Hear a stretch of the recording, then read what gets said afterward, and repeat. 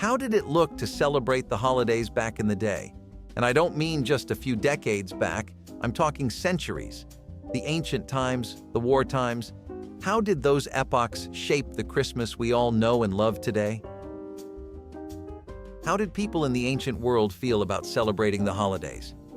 Put aside your ideas of Christmas trees and tinsel for a moment. Pretend that you are in the middle of Mesopotamia or in the hot desert of Egypt. First stop, this is Mesopotamia, the birthplace of civilization, and, as one might suspect, midwinter celebrations. Their holiday spirit materialized in the form of Zagmuk, a 12-day event that makes our New Year's Eve seem like a Wednesday.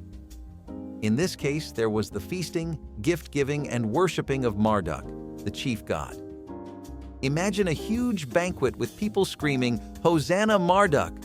It is as close as you can get to your uncle's Thanksgiving speech, but with more deities. Light was one of the primary components of Zagmuk. In the middle of winter, people used fire to fight the darkness as a sign of rebirth. Sound familiar? The attention to the fire, to light, be it Zagmuk's fires or the twinkling Christmas lights today, is a reminder that even in the dark, people have wanted a little light during winter. Now, if only they had LED string lights back then.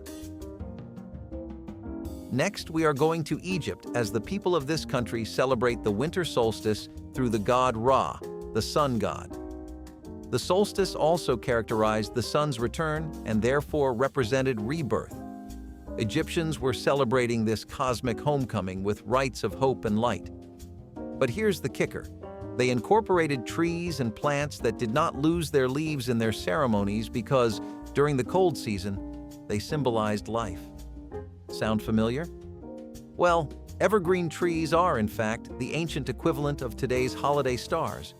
Try picturing an Egyptian priest waving an evergreen branch and saying, "This is life." Now picture your mom taking out a pine-scented candle from the previous year and saying, "This smells like Christmas." Some traditions are never lost. They just get a facelift and a good marketing campaign. In ancient Greece, the holiday season was all about Chronia, in honor of Kronos, the god of harvest. Imagine an office Christmas party gone rogue, but instead of forced and uncomfortable Secret Santa, there were meals, gifts, and freedom from the normal rules. As slaves and masters feasted together for one day, we are reminded that even the ancients loved their carnival. There is Apollo, who also decided to join the solstice fun. Apollo was a god of light, and his aura was all about a new day and a better tomorrow. He was like the first person to ever say "New Year, New Me," and mean it in a literal way. And finally, we arrived in Rome, where December meant one thing: Saturnalia. If Chronia was the office party out of control, Saturnalia was the whole office shutting down for a week and becoming one big carnival. This festival was dedicated to the god of agriculture called Saturn, and included banquets, gambling, and, you will never guess, role swapping. Masters served slaves, and the toga was replaced by full-on drunken debauchery. During Saturnalia, Romans also used to give each other token presents such as candles or clay figures. But wait, there's more. For the Romans, the 25th wasn't any other normal day in the cold winter of December. It was the birthday of Mithras, the god of light and truth. Mithraism was a significant factor in why early Christians chose December 25 as the date of Christ's birth. Coincidence? I think not. Well, let's just say the Romans didn't do things halfway. They knew how to party and leave a mark. Therefore, starting with Zagmuk in Mesopotamia and ending with Saturnalia in Rome, the ancients knew how to make the dreariest days of winter a little brighter. But what about the Vikings? What did these seafaring warriors do during the holidays? Spoiler alert, it is a lot of eating, fire, and a pinch of Nordic mythology. Think of freezing evenings and nights with stars on the top of the endless ice field and the howling of the wolves in the forest far away. What did the Vikings, the famous sailors of the North, do to celebrate the holidays? During the Viking Age, the festive season was based on the Yule, which was the midwinter festival, and the point at which the year changed. The shortest day meant one thing: the sun was coming back, baby. Yule was all about the return of the sun, and the driving of the darkness away. So let's begin with the Yule log. Not the chocolate cake kind, but that is nice too. They set up large logs on fire as a sign of the return of the sun and to scare away evil spirits that they believe are active at that time of the year. The bigger the log, the better the year ahead. So to speak, it is today's version of overlighting the house during Christmas in an attempt to outdo the neighbors. Real quick, if you're loving this content as much as we loved making it, hit subscribe to stay connected and help us reach even more amazing folks like you. Next up, mead. Consider this drink as the Viking version of eggnog, but it is made with honey, it's alcoholic, and is traditionally served together with loud cheers and merrymaking through singing. The Vikings served their drinks with accompanying meals of preserved meat, especially ham. Yes, your holiday ham has a Viking background. And if you have ever sung to encourage the barman to serve another round, congratulations, you've been wassailing, a practice where Norse revelers would sing to get more drinks and company. It is, in effect, early caroling, but without the festive tunes and with a lot of ale. Blings were also important during the Yule season as well. During the Viking period, Christmas was not all that different from how it is celebrated today. Vikings also put up evergreens, holly, and mistletoe in their homes to come in contact with life and have protection from evil forces. Evergreens were encouraging that nature can thrive and grow even in the wintertime. Northern holly berries were used to keep evil spirits at bay because of their bright red color, and mistletoe ascends as the romantic plant of the decade is famous for those kissy moments. The ancient Vikings considered it as a plant of peace and of fertility, so next time you avoid a moment under the mistletoe, blame it on the Vikings. Incidentally, as far as traditions are concerned, did you know that many Yule traditions were adopted by the early Christians when pagan cultures switched to Christianity? It's true. The burning of the Yule log, the feast, and even the focus on light were easily incorporated into the Christmas celebration process to ease the transition. Sometimes it must seem as if this is history's answer to the age-old adage, if you can't beat them, join them. Perhaps one of the most interesting features of Yule was the solidarity it created. Vikings were very fond of reunions as a way to address the difficult winter periods, and Yuletide was associated with gifts and good deeds. Celebrations witnessed in those days included some of the natives switching positions with the chieftains and warriors to feast and fellowship as one family. Festivals were not only an occasion to eat different food, but it has widely connected with religious practices that implied the worship of the gods and to honor the spirits of forefathers. However, any feast is incomplete without myths and legends, and so the Vikings also had their share of mythology. Yule was very tied to Norse mythology, with characters such as Odin taking the central stage. Odin was believed to preside over the Yule, a ghostly ride through the sky with the wild hunt. Food was placed out for Odin as an offering for his protection, which is somewhat similar to leaving out cookies for Santa, though I'm sure Odin wouldn't be satisfied with chocolate chip cookies. Viking mythology also has another connection with the subject matter, namely cycles of death and rebirth. Yule was not only a party, it was an echo of life cycles. Light after the darkness, heat after cold, prescience of spring after the winter freeze. It's a message that brings hope to the communities. Although it is winter, the spring season is the next station. From the burning of Yule logs to the noisy wassailing, the Vikings planted many traditions that we still enjoy today. But how did these customs develop as the centuries changed? We will see more about the early modern era and discover how the holidays changed their meanings with grand feasts, global trade, and the modern Christmas. Grab your mead or coffee, and I'll see you in the early modern age. What does it mean when the loud, boisterous, and festive aspects of the past are softened by religion and molded by the flow of international commerce? How did this transition occur? The holiday customs of the early modern era can be dated from between the 16th and 18th centuries. One of the main traditions was the impact of the Protestant Reformation, thus the abandonment of joyous celebrations in favor of soberness. This became replaced by quiet and family-oriented celebrations that were not characteristic of the earlier centuries. Less block party, more curling up by the fireplace, and yes, with the Bible open on the couch. This period also marked the start of what might be referred to as the modern-day Christmas. Instead of communal meals and carnivals, people stayed at home to pray, exchange gifts, and, which goes without saying, enjoy a good meal. This focus on the home laid much of the groundwork for many of the holiday traditions that we enjoy now. So let's discuss food, because what is a holiday without a little gluttony? The early modern era was a period of growing trade around the world, and so introduced such spices as cinnamon, nutmeg, and cloves to the European kitchen. These flavors of alchemy changed holiday food, and we were given gingerbread cookies, mulled wine, and spiced cakes that are inherent to the holiday season.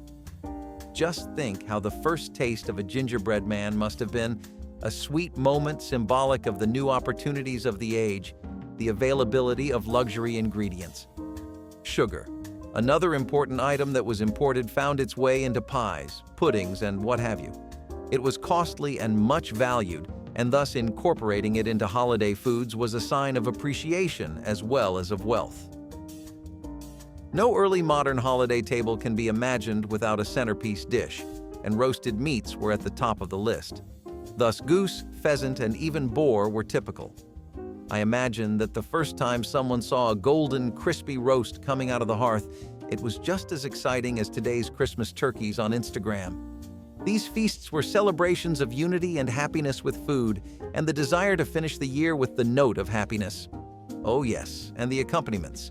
Meats such as beef, pork, and lamb were boiled and accompanied by root vegetables like turnips and parsnips that were roasted to serve some warm and succulent dishes for winter. What do you first associate with holiday decor? If it's about twinkle lights and a well-decorated tree, then the early modern era has got you covered. Christmas trees, in the modern sense of the word, started to appear at this time, especially in Germany.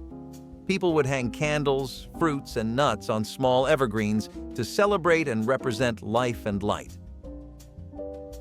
These trees were not only ornamental, they also had great significance. It was noted that evergreen trees were green all winter and stood for survival and hope in darkness. Candles represented Jesus Christ as the light. This German tradition gradually spread throughout Europe and then to the Americas and remains one of the most popular traditions associated with this season. The early modern era also provided us with some forms of holiday entertainment. Some of the Christmas carols that were sung were revived and had medieval origins as well.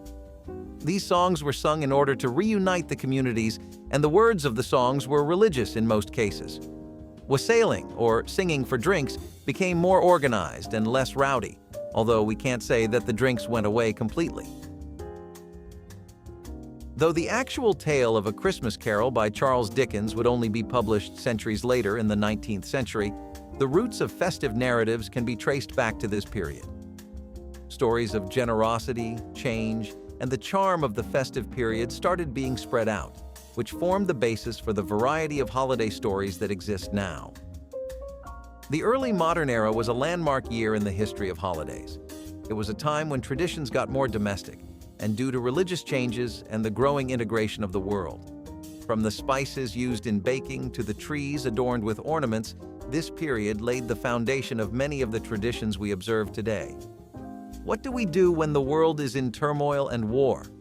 How did soldiers and civilians manage to make a shindig during the worst of the worst?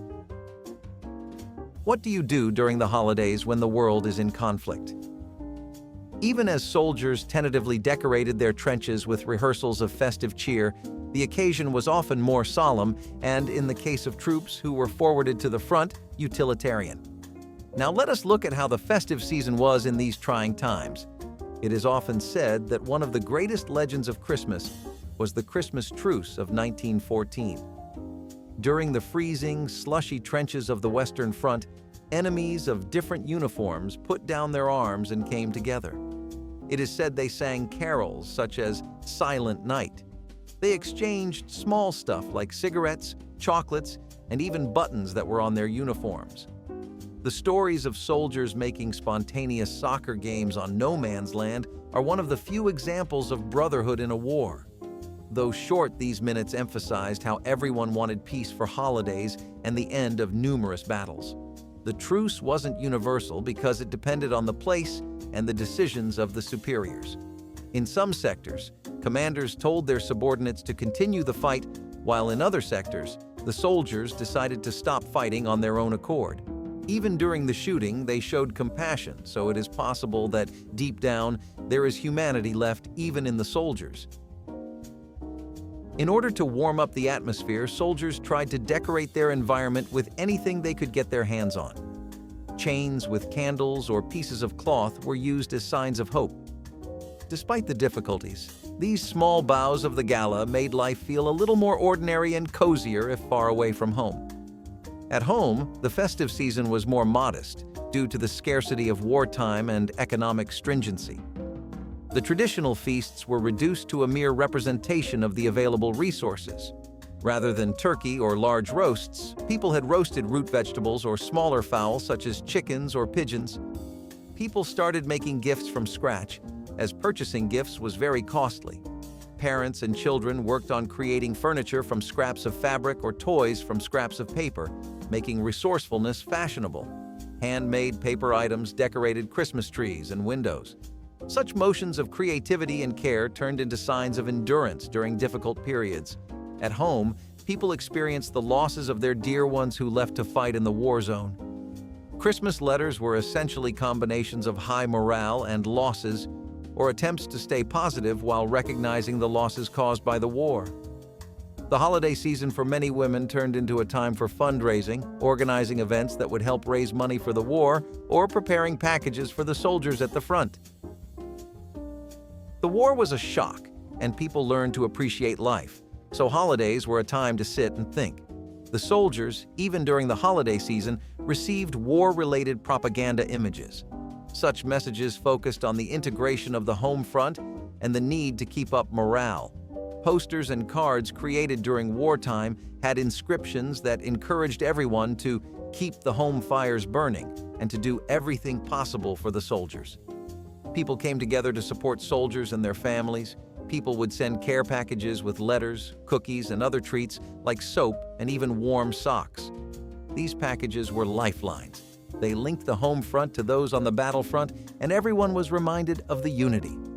A major part of the holidays was also the church services. People came to pray for the end of violence, pay tribute to the victims, and seek comfort in religious beliefs. This was really one of the moments when people focused on the family and the memories of love, and did not give up on a better future. Just a few decades later, when the world was again on the brink of a global war, people would again have to change the way they spend their holidays. What does the joy of the holidays look like when the world is back at war? World War II challenged individuals in offices and on the battlefront. Still, there was the Christmas spirit even during these especially difficult times in history. How did soldiers get comfort in foreign countries, and how did families rejoice under the limitations of rationing? For soldiers, holiday celebrations were sometimes as simple as trying to make the best out of little to nothing and cold weather. Meals in cans turned into gourmet meals, and branches collected into Christmas trees added homeliness to the battlegrounds. These trees were embellished with whatever was available, buttons, tinsel, or bullets, and represented hope and togetherness. Caroling was another way soldiers could hold on to tradition. Hearing songs like Silent Night or O Come All Ye Faithful gave hope and fellowship to soldiers in the worst environments. Homecoming letters, which usually contained loving messages, tokens, or photographs, were the most valued part of the season. Sustaining written notes, they became symbols of hope that connected people from the front lines with their families. At home, the holidays were all about innovation and flexibility. Rationing was in evidence almost everywhere, and it included even such rituals as preparation for the new year. People had to cook ration-friendly meals to be able to make familiar sweet courses. For instance, a wartime fruitcake is a dessert made from dried fruits, margarine, and a much smaller amount of sugar than is necessary. However, the attempt to prepare special meals during the holidays was able to help families come together. Even gift-giving was given a new twist. The culture of handmade gifts emerged, and such things as scarves knitted by hand, wooden toys, or items made from the reuse of other products meant both practicality and concern. Newspapers or any other available paper was generally used for wrapping paper. Such gestures of thoughtfulness pointed to the message that it was not what people gifted to each other that mattered, but the spirit behind it. Newspapers and radio were also used to boost morale as well as to pass important information.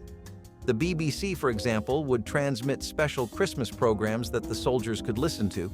This included messages from the royal or the prime minister, Christmas carol music, and stories. These programs had the purpose of recalling the audience of the need to be united and the expectation of future peace. People sat around the radio listening to Christmas programs containing messages of hope from politicians and news on the war. They gave a feeling of togetherness and unity, which helped listeners to understand that they are not alone, and that people across the world are also singing for peace. The holidays during the Second World War were not so much about tradition as they were about morale. People grouped up to stand with each other, arranging food parcels for soldiers and neighborhood meetings when movement was limited. Families of victims attended church services where they prayed for their family members and sought solace in group solidarity. During the Second World War, people in the United States could watch numerous celebratory shows and performances aimed at increasing morale during the holiday. For instance, Bob Hope made a name for himself by going on Christmas tours to entertain the soldiers on the front lines and give them a little bit of home during the holidays. These performances allowed soldiers to escape the context of the war and feel connected to the outside world, and it helped make them feel less anxious about real-life death situations. The call for unity and the spirit of enduring became the hallmark of these festivities. Despite the chaos and the loss, people experienced resilience in their relationships and in the concept of holiday spirit. The Second World War had a big impact on how people celebrate the holiday season. They learned about being frugal, the concept of neighbors and friends, and the spirit of survival amid hope. Compared with the current situation, it is possible to admit that even in the worst moments of one's life, people are looking for some happiness during the holidays. The Second World War changed the traditions of the holidays with rationing and resilience. The Vietnam War added its own flavor to the mix. In a war characterized by its polarizing nature, how did the military and the populace commemorate? What does one imagine when they hear of Christmas during wartime? Maybe it's soldiers thousands of miles away from their loved ones trying to make a party, or families on the home front trying to make a party out of an uncertain situation. Vietnam War, but especially in the period 1965-1973, contrasted with new traditions at home. The American soldiers who were serving in Vietnam found the Christmas time to be a mixed blessing. With their families left far behind, they were able to make do with small parties in their barracks or even while out in the field. Canned foods and military rationing sustenance were the mainstays of improvised holiday meals. These simple meals were taken together with comrades, which created a feeling and a temporary relief from the war. People continued to pay much attention to entertainment, and music provided an excellent way to cheer them up.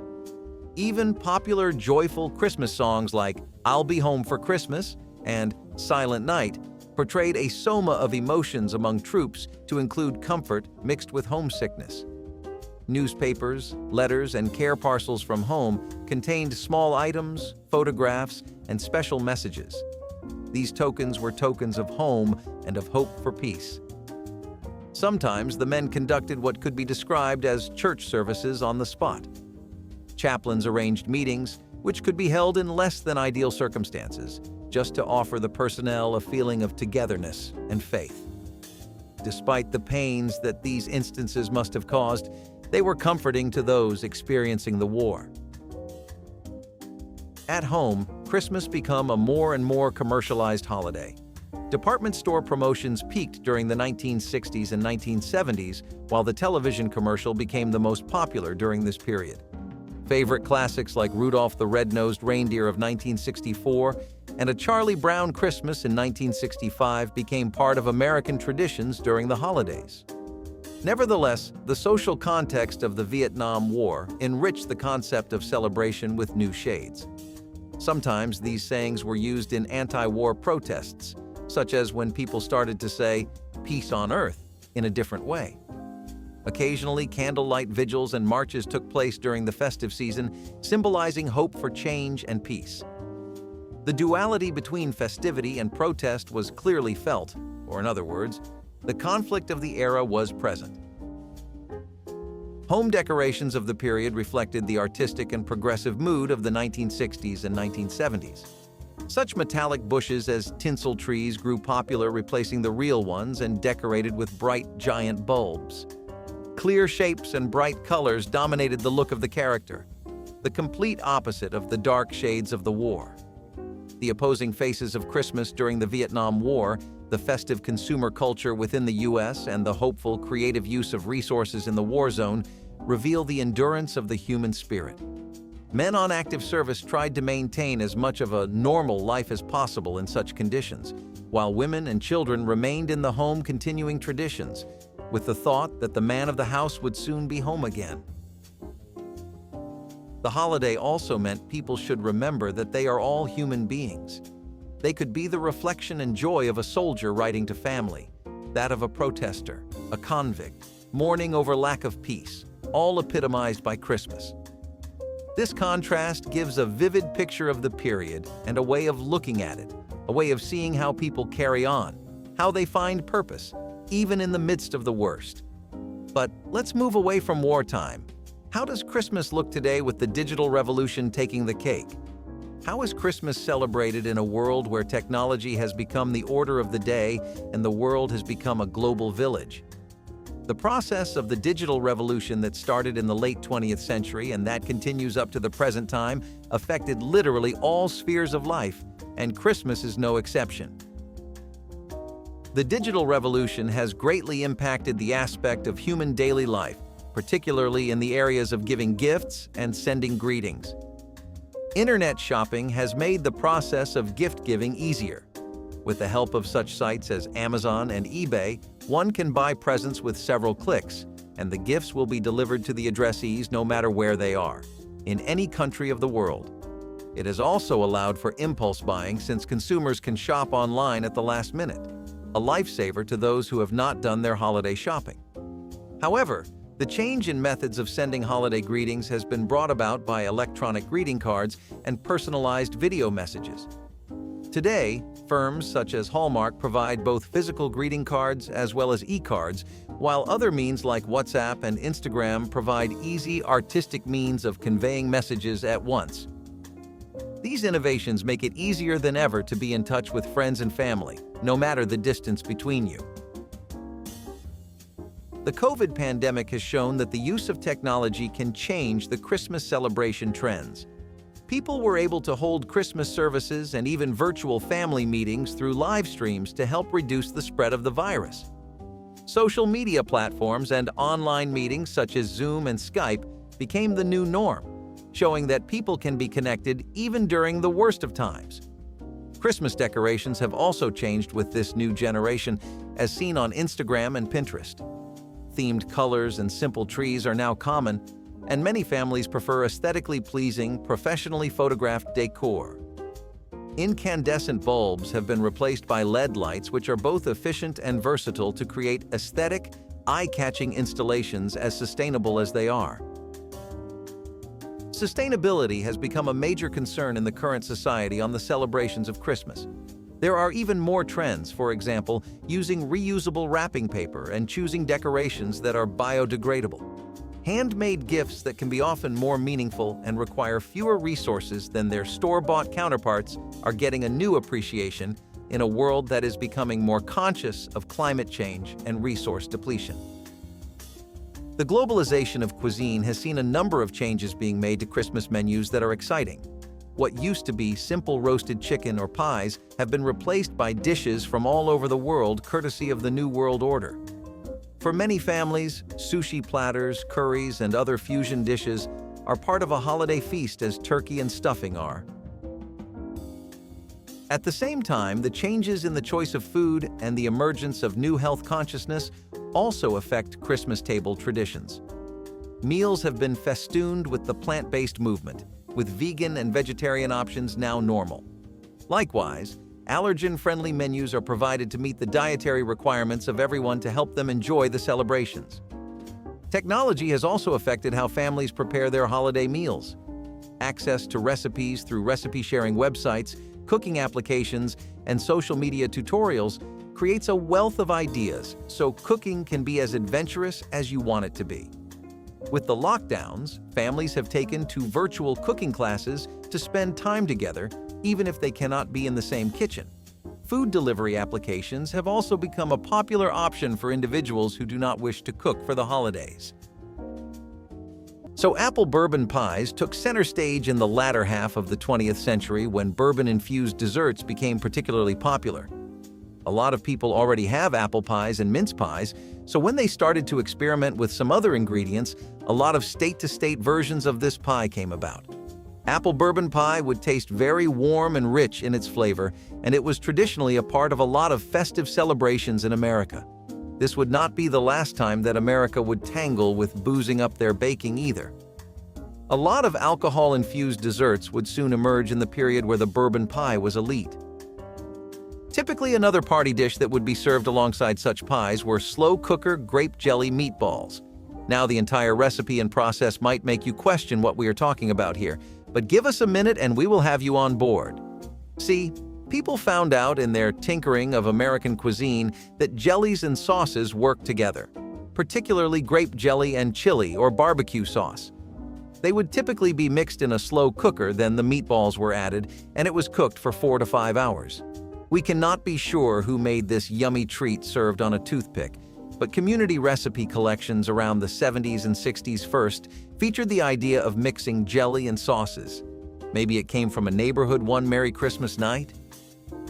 As long as we are speaking about Christmas appetizers and things that go great during a conversation, classic cornbread dressing is probably the holy grail of dishes like that. It was already something that was really popular in Southern American cuisine and states, and that was a habit America mostly picked up during the 19th century. Cornbread itself became pretty popular after the Civil War when corn was so cheap that it became mass-consumed. You might not know this, but even in the South, a lot of classic cornbread dishes dressing ideas were first popularized and tried in African American cooking communities. It was a bare-bones recipe with just cornbread crumbs originally mixed with some broth, but now it includes things like sausages, meats, onions, and herbs. Definitely one of the tastiest appetizers out there that we would love more of in today's Christmas scene. People would often do a lot of their Christmas cooking a day in advance or in the afternoon before the big guests came, so having delicacies like make-ahead yeast rolls in the fridge was a common sight. These would be made in advance and typically frozen before they were ready to be baked. The best part about these rolls was that they were empathetic about the fact that you had a busy work schedule, and that is why they got so popular. People could just make entire batches of these and leave them in the fridge, waiting for just the right moment to begin baking them. You would never even be able to tell you were eating pre-made food because of how fresh it is and how soft the preparation makes it. It gets 2 rises to achieve the perfect fluffy consistency. All in all, this was a wonderful Christmas snack, and we would not mind if it came back. Cheese and bacon are an ageless combo, and along with those bow tie crackers, people would stuff themselves with cheddar cheese straws. Have you ever thought about how much of our comfort food we have Southern American cuisine to thank for? The home chefs down there really know how to put you back in high gear before the weekend's over. So down to the specifics, these would be from grated cheddar cheese dough and have butter and some spices, flour, and salt added. Put that through a cookie press and cut them into strips, and you have the whole thing ready to go. It was incredibly easy, even tastier than it sounds, and a great way to warm up after a long train ride on your way to your relatives. If you ever find yourself celebrating Christmas down in the South, you definitely should go to a local pub or bar and see if they are serving some of these. It was a well-beloved snack back in the 90s, but you should still be able to find some good straws today. Speaking of how useful Tupperware can be, it would also help people with home canning and preserving fruits of the season and groceries. In the 70s era, bulk purchasing your groceries and produce was a lot more common than buying for each meal before you started dicing and hacking away in the kitchen.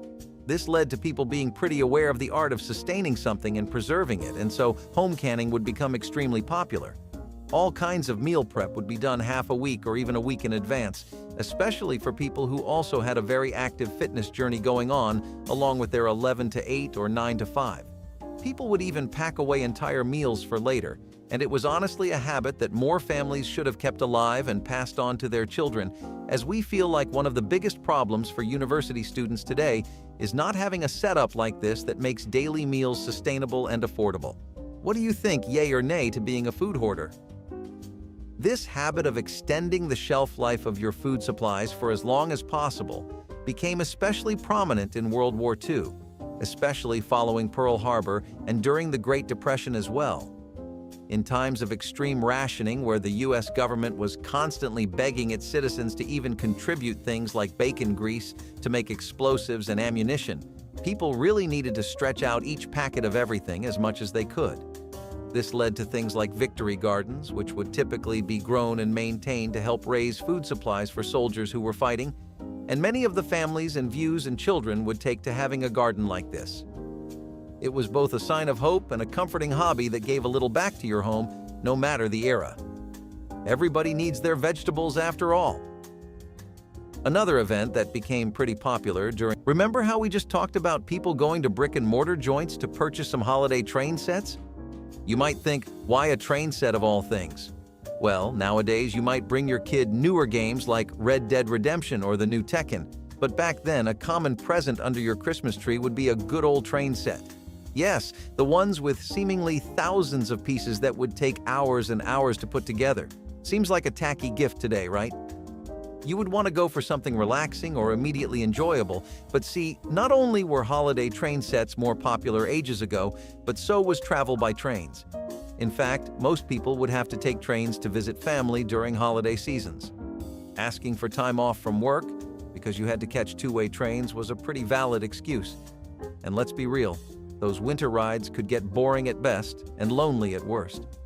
So to make it a little better, as an acknowledgement of the distance someone had to bear to come see them, people loved holiday train sets. We think it is a pretty cute little story, and definitely a thoughtful gift, even though we would never put one together if someone gifted one. Those dreamy family picnics that you see in Friends and other sitcoms from the 90s were not really that far removed from reality, as family picnic baskets were a very popular hobby in America for mostly everyone. Making the perfect sandwich for a spring-autumn day, usually out of cold meats, and filling the basket with tropical fruits or your favorite cherries and juicy oranges was the perfect way to spend your weekend, and a really cute outing for couples too. Back in those times, you could not go out without at least a chunk of the present crowd at a park being there solely for a picnic. Nowadays, that kind of culture has faded away because of safety concerns and a lack of park culture overall. But we sure do miss the days when "want to go on a picnic?" was a valid response to your friend saying, "I'm so bored, what do we do?" One reason that people prefer doing most of their celebratory shopping online, though, is because of safety concerns, which is also why we do not see door-to-door caroling much. Neighborhoods used to be a lot more safer, enough that something like sending your kids out caroling together was something people would consider. It is actually kind of surprising that a tradition that has literally been around since the 13th century is suddenly gone now. Maybe the days where we would hear gleeful kids singing Silent Night are gone for good now. Most music you hear on Christmas night comes from churches or community spaces, so it is kind of sad that this little winter hobby that brought people closer is now gone. Guess Christmas carols this year might come from TikTok, huh? Luncheonette counters, on the other hand, were not about sitting down to enjoy a hot meal and appreciate the simple joys of life with everyone else, but about a quick and easy breakfast that came with a hot and fresh cup of joe. These luncheonette counters specialized in speedy work, and they were pretty similar to diets. It would be extremely common to stop at one of these on your way to work so you could pick up a cheap but delicious breakfast for the day. But in today's world, where you have 10 different companies willing to dash to your door and leave your food with you, they probably are a bit needed still, rather than just sorely missed. Tupperware parties served as both your celebrity event for the week and a quick, neat, and resourceful source of marketing. These Tupperware parties would typically be run by agents and consultants who would always set everything up in Tupperware to encourage people to check out their product lines and buy some. Personally, we think it helped keep lots of housewives content, both planning out the perfect chance to show your dominating Tupperware collection, while also catching up with some of your favorite people. Often, guests would also be encouraged to bring their own Tupperware if they would like, and this definitely sounds like something very different from the parties of today. People would not just hand someone a train set and call it a day after they came all that way. They would also pull out the best they had in regards to fine china and dressing. Got a gathering of literally everyone you know over the weekend? Paper plates would probably look pretty bad, so let's pull out the most fancy plates in the house. P.S. People would often find themselves pretty short-stacked of these plates, so shopping for them around that time of the year was higher too. Using some precious silver and setting up a very elaborate, thoughtful table was a love language for many. Nowadays, it is definitely regular for people to show up in something like that sweaty shirt they wore like half of the past week, or jeans. Back in the 1900s, towards the end at least, people would get suited up proper and come dressed for the occasion, especially with the children. Don't you ever remember being hounded by your mom about how you really need to nail this suit for Thanksgiving? Gotta keep up the family rep, right? Presently, it is definitely the more sensitive family that chooses to put that kind of effort in for the most joyous meals of the year. Fast food joints, diners, and breakfast joints would take this role away from them.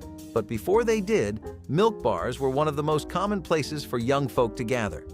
First, they would have all kinds of entertainment like darts and pinball machines, and later even video games. Second, they would let you buy any kind of milk-based refreshment you wanted. Yes, that meant milkshakes you had neither thought of nor seen before.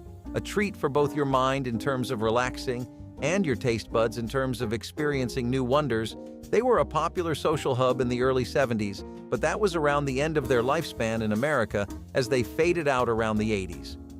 Pop culture media brought back the concept of night diners and popularized them once again through famous television shows. This did not bring the tradition back, but it temporarily flared up some diners across America to open their gates back up. Only people of the past would really understand the craze around diners. Bake sales are community and school events that we sorely miss that people just do not do anymore. They passed into irrelevance as Scouts cookies became more popular, with most kids opting to go on a drive down the neighborhood selling as many boxes as they could.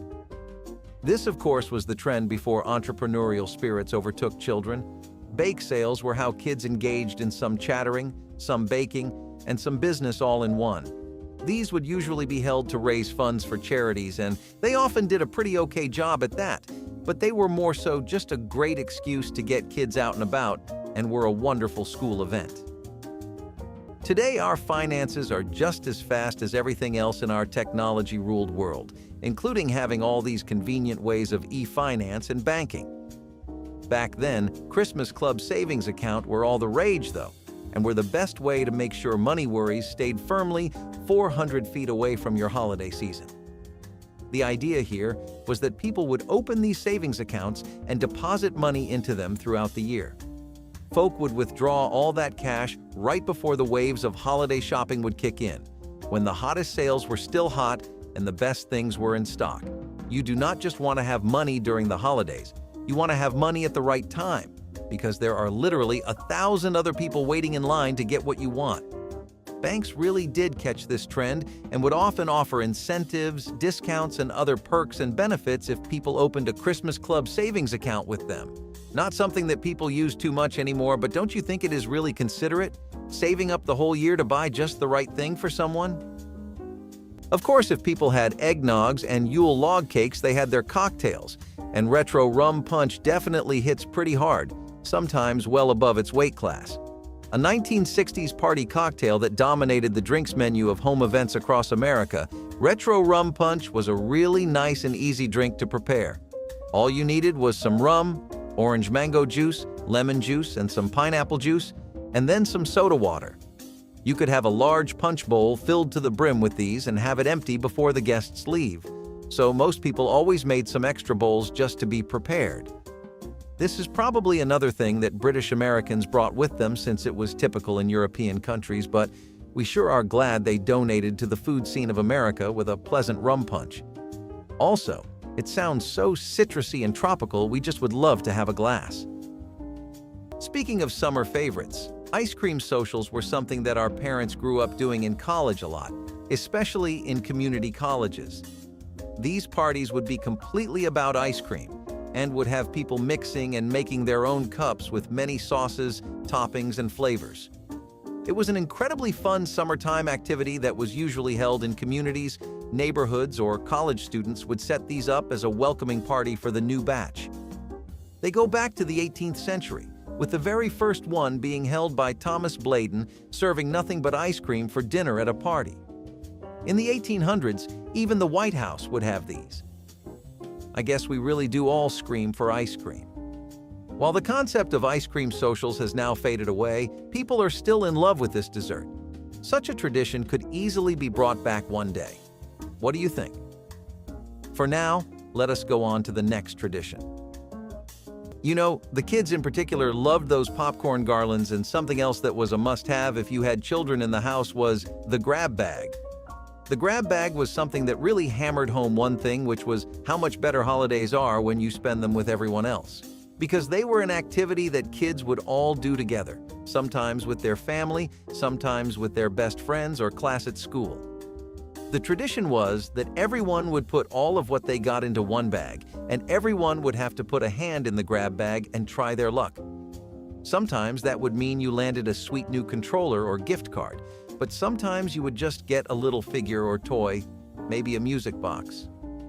The real gift of having a grab bag was all the fun that everyone had disregarding their gifts, who brought what, and which was the best.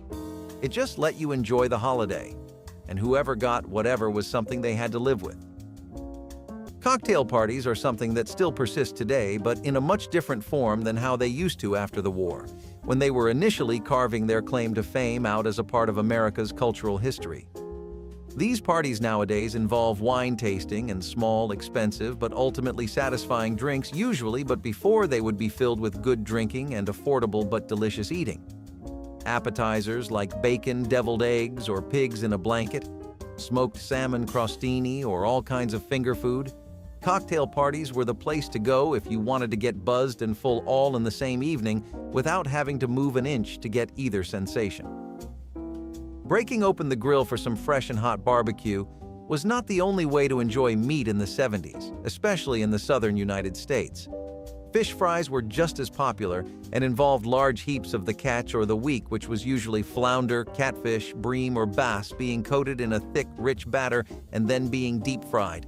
Typically served with sides or fries, these were a big event for fish fans all across the USA. People would love bringing their own catches or their favorite seafood and frying it up. Think of it as a party, but exclusively for fish lovers, where typically nowadays we only see this kind of treatment for beef. Do you think people should bring back these fish-based parties? Silver Christmas trees were something that not just the children, but literally everyone would look at with awe. A bright aluminum tree bringing light into the house and being a sight for everyone's sore eyes. With some homes that found that the trees really synced with their interior decor choices, it was an extremely important Christmas tradition. Some people just thought it looked better with the season and all the snow piled up outside rather than a big green tree. Silver Christmas trees are not something you see today anymore, their era has long passed, but in the 50s and 60s era, they were really trendy. Did you know these used to be the most purchased thing in a Sears catalog? Yeah, we know you might not know what the Sears catalog is, but it was a big deal back then, okay?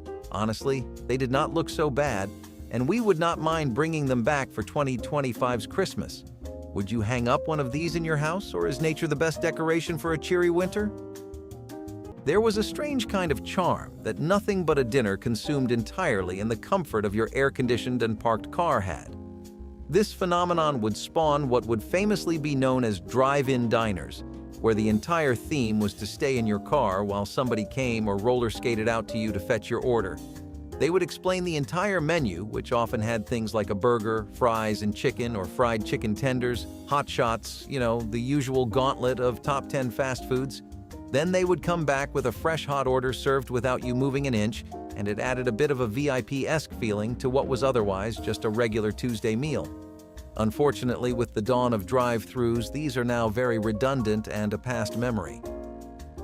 Cardboard fireplaces were something that were also extremely common in the 60s and 70s, like aluminum trees and club accounts, but these have a bit more of a vintage touch. Hey, we really do mean that. Remember the Sears catalog? Yeah, this was a heavy hitter too. A very brief tradition. For houses that did not have a hearth or fireplace, this was the ideal purchase for wintertime. Everyone wants to bask in the feeling of some warmth by the fireplace, and the better it looks, the more relaxed you feel. What about if you live in an apartment or a place with poor ventilation, or if you just do not like soot and gas and all that? Does that mean you still cannot indulge in some heat-based fun around Christmas like everyone else? It is exactly for people like that, and for cravings like those, that the cardboard fireplaces were invented. Their time had passed by the 80s, but they were just a really nifty and stylish choice for your holiday decor plans. Adding this to a home added some celebrative spirit to it, and God knows we could always do with more of that. Ambrosia pudding pie was a dish that shook some culinary norms when it first came around because it has its roots in ambrosia salad. This salad was a traditional dish at American tables throughout the 30s to 50s and much of the early 20th century. A pretty citrusy and flavorful mix, it usually had things like coconut, mini marshmallows, oranges, and diced pineapple. First, people added whipped cream and cream dressings, which eventually led to using it as a pie filling in a beautifully presented pie crust. It was a real showstopper, the kind that would leave your in-laws speechless during dinner and gossiping non-stop after it. The crust is usually filled with either an ambrosia pudding or custard, and some states like the South would add fruits or nuts too. It definitely is something that is more of a nostalgic sweet than a current trend today, despite its strong pros. People in church need to have their weekly dose of socializing, and people too. And one surefire way that lots of churches came up with to combat this particular stress of the job were church potlucks. Sure, they have a whole name and term, but they really were just dinners held after any service. But the idea was to share the meal amongst all members of the church, which really did lead the way to a lot of familiarity and friendship. There's no better way to get to know somebody than by breaking some fresh bread with them.